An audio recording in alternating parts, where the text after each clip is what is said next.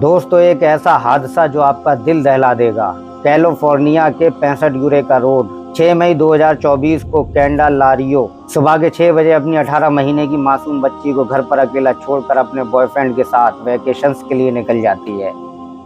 वो 8 मई 2024 को दोबारा घर पर आती है और बिना बच्ची को देके वापस सूटकेस लेके दोबारा अपने बॉयफ्रेंड के साथ वैकेशंस के लिए निकल जाती है।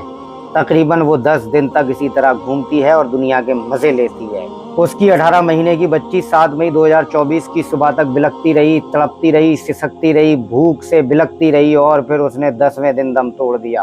अपनी 18 महीने की मासूम बच्ची को 10 दिनों तक कमरे में बंद करके माँ वैकेशंस मनाती रही। जब वो घर लौटी तो बच्ची मर चुकी थी। बच्ची के बाप ने कैमरा लगाया हुआ था जिससे सब कुछ रिकॉर्ड हुआ और बच्ची के बाप ने अपनी बेटी को जब उसके मरने के बाद वीडियो में तड़पता देखा तो वो गहरे सदमे में चला गया। कैलिफोर्निया की अदालत ने इस अपराध का फैसला सुनाते हुए बच्ची की कातिल मां को एक कमरे में बंद किया और उस बच्ची की तरह तड़पा तड़पा कर उसको मारा जाए। ठीक उसी तरह उस जालिम मां को अदालत ने सजा सुनाई और अब वो कातिल मां को सजा दे दी गई है और बाप गहरे सदमे के चलते इमरजेंसी में भर्ती है। बिल्कुल ऐसा ही होना चाहिए एक बेदर्द और जालिम मां के साथ कि जिसने अपनी 18 महीने की मासूम बच्ची को घर पर छोड़ दिया। उसने जरा भी ख्याल नहीं किया। अपनी छुट्टियां मनाने के चक्कर में, अपने बॉयफ्रेंड के साथ रोमांस करने के चक्कर में वो इतनी ज्यादा मगन हो गई कि उसने 10 दिनों तक अपनी बच्ची का कोई ध्यान नहीं दिया। भूखी प्यासी उसकी बच्ची तड़प तड़प के मर गई और अदालत ने भी बिल्कुल सही फैसला लेते हुए जिस तरीके से उसकी बच्ची की तड़प तड़प कर मौत हुई थी भूख की हालत में,